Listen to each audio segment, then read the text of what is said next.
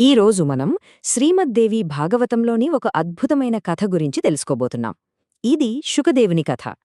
ఈ కథ కొన్ని వేల సంవత్సరాల క్రితంది అయినా ఇప్పటి మన జీవితాలకి చాలా అవసరమైన ఒక పాఠాన్ని నేర్పుతుంది. సరే, ఇక కథలోకి వెళ్ళిపోదాం. మన చుట్టూ ఉన్న ప్రపంచం రకరకాల ఆకర్షణలతో, ప్రలోభాలతో నిండి ఉంటుంది. మరి ఇలాంటి పరిస్థితుల్లో మనసుని ప్రశాంతంగా, నిశ్చలంగా ఉంచుకోవడం సాధ్యమేనా? ఈ ప్రశ్న చుట్టూనే ఈరోజు మన కథనం నడుస్తుంది. నిజమైన వైరాగ్యమనేది అడవుల్లో కాదు, ఇలాంటి పరీక్షల మధ్యనే నిరూపించబడుతుందని ఈ కథ మనకు చూపిస్తుంది.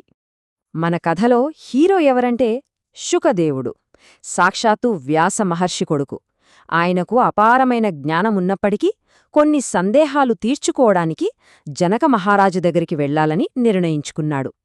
ఇక్కడే అసలైన మహాపరీక్ష మొదలవుతుందన్నమాట. శుకదేవుడు తండ్రి దగ్గరికి వెళ్లి అనుమతి అడుగుతాడు. అప్పుడు వ్యాసుడు చాలా ప్రేమతో, వెళ్ళిరా, జనకుణ్ణి కలిసి నీ సందేహం తీర్చుకొని తిరిగిరా అని ఆశీర్వదించి పంపిస్తాడు. చూడండి, ఆ ఒక్క మాటలోనే తండ్రి కొడుకుల మధ్య ఎంత అనుబంధం ఉందో మనకర్థమవుతుంది. ఈ ప్రయాణం అనుకున్నంత తేలికైంది కాదు.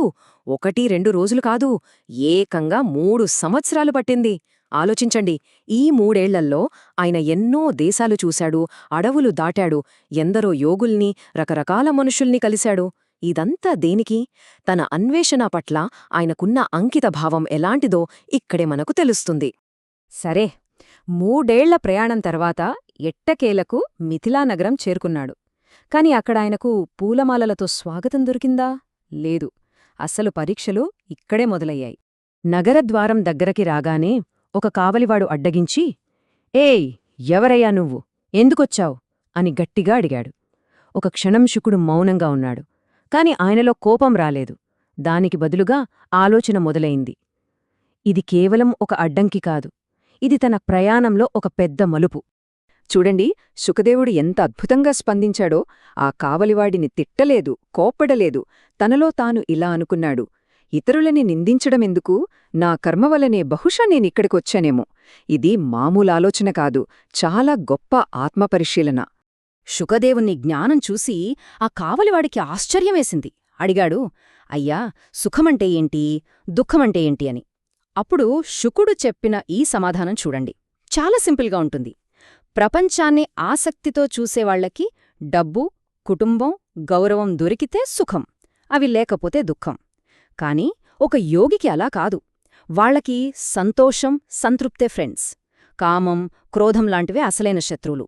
ఎంత తేడా ఉందో చూడండి. శుకుడి మాటలకి ఆ కావలివాడు ఇంప్రెస్ అయిపోయి లోపలికి పంపించేశాడు. ఇక శుకుడు నగరమంతా చూస్తూ వెళ్తున్నాడు, ఆ వైభవం, వ్యాపారాలు. కాని రాజభవనం దగ్గరికి రాగానే కథ మళ్లీ మొదటికొచ్చింది. మళ్లీ ఆపేశారు. ఈసారి కూడా శుకుడిలో ఎలాంటి మార్పూ లేదు. తనను అవమానించారని బాధపడలేదు, సమయం వృధా అవుతుందని చింతించలేదు. ఒక చెట్టు మొద్దులాగా కదలకుండా నిలబడిపోయి తన ధ్యానంలో మునిగిపోయాడు. స్థితప్రజ్ఞత అంటే ఇదేనేమో.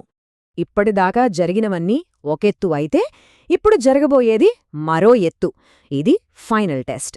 ఒక మంత్రి వచ్చి శుకదేవుణ్ణి రాజభవనంలోకి, అత్యంత విలాసవంతమైన ఒక గదిలోకి తీసుకువెళ్లాడు. ఆయన లోపలికి అడుగు పెట్టగానే మనస్సుని మంత్రముగ్ధులని చేసే అద్భుతమైన సంగీతం వినిపించింది. గాలిలో మత్తెక్కించే సుగంధ పరిమళాలు వ్యాపించి ఆయన ఇంద్రియాలను తమ వైపు లాగడానికి ప్రయత్నించాయి. కళ్ల ముందు నోరూరించే వంటకాలతో ఒక పెద్ద విందు సిద్ధంగా ఉంది. ఇవేనా అంటే ఇంకా ఉన్నాయి. ఆయన సేవ కోసం సంగీతం, నాట్యం, కామశాస్త్రంలో ఆరితేరిన అత్యంత అందమైన అమ్మాయిలనక్కడ ఉంచారు. ఒక మనిషి ఇంద్రియాలను పరీక్షించడానికి ఇంతకంటే ఏం కావాలి? కాని ఇక్కడే ఉంది అసలు విషయం. యవ్వనంలో ఉన్న శుకదేవుడు వాళ్లని చూసి చలించాడా? లేదు. వాళ్ల అందాన్ని చూస్తున్నా ఆయన మనసులో వాళ్లు జగన్మాతలా కనిపించారు. ఆయన దృష్టి ఎంత పవిత్రంగా ఉందో చూడండి. అయితే శుకదేవుడికి ఈ నిగ్రహం ఎలా వచ్చింది? ఏదో అనుకుంటే వచ్చేసిందా? కాదు. దీని వెనుక రోజూ చేసే కఠినమైన సాధన ఉంది. ప్రతిరోజూ సంధ్యావందనం చేయడం, రాత్రిలు పరబ్రహ్మ ధ్యానం చేయడం, తెల్లవారుజామున లేచి సమాధిస్థితిలోకి వెళ్లడం, ఈ సాధనే ఆయనకు ఒక రక్షణ కవచంలా పనిచేసిందన్నమాట. సరి, కథ చాలా అద్భుతంగా ఉంది కదా. మరి ఈ గొప్ప కథ నుంచి మనం నేర్చుకోవాల్సిన పాఠాలేంటో ఇప్పుడు ఒక్కొక్కటిగా చూద్దాం. మొదటిది, అసలైన వైరాగ్యమంటే ఏంటి? చాలామంది అడవుల్లోకి వెళ్ళిపోవటమే వైరాగ్యమనుకుంటారు, కాని అది కాదు. రాజభవనంలో సకల భోగాల మధ్య ఉండి కూడా వాటికి బానిస కాకుండా ఉండటమే నిజమైన వైరాగ్యం. మన బలం ఏకాంతంలో కాదు, ఇలాంటి ప్రలోభాల మధ్యనే బయటపడుతుంది. రెండోది, మన అసలు శత్రువులు బయటలేరు, మన లోపులే ఉన్నారు. అవే కామం, క్రోధం, లోభం, మోహం, మదం, మాత్సర్యం.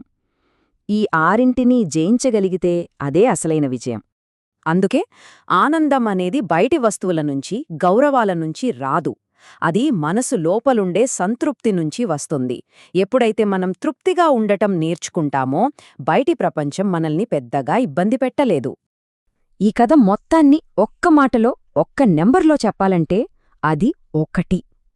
మనం జీవితంలో ప్రశాంతంగా ఉండటానికి కంట్రోల్ చేయాల్సింది ఒకే ఒక్కదాన్ని, అది మన స్వంత మనసు. దాన్ని అదుపులో పెట్టుకుంటే ఇక మనల్ని ఎవ్వరూ ఆపలేరు. చివరిగా ఈ కథ మనకిచ్చే గొప్ప సందేశం ఏంటంటే, ప్రపంచాన్ని చూసి భయపడి పారిపోవడం గాదు యోగమంటే. ఈ ప్రపంచంలో, ఈ గందరగోళం మధ్యలోనే ఉంటూ మనసుని పవిత్రంగా, నిశ్చలంగా ఉంచుకోవడమే అసలైన యోగం. ప్రలోభాలన్నీ చుట్టూ ఉన్నా సరే మనసు చలించకుండా ఉండటమే నిజమైన గొప్పతనం. ఈ విశ్లేషణను ముగించే ముందు ఒక్క ప్రశ్న. మనందరి జీవితాల్లోనూ ఏదో ఒక ప్రలోభాల భవనం ఉంటుంది. అది డబ్బు కావచ్చు, కీర్తి కావచ్చు, బంధాలు కావచ్చు. మరి మన జీవితంలో అలాంటిదేది? శుకదేవుళ్లా దాని మధ్యలో నిలబడాలంటే ఎలాంటి సాధన అవసరం? దీని గురించి మనమందరం ఆలోచించాలి.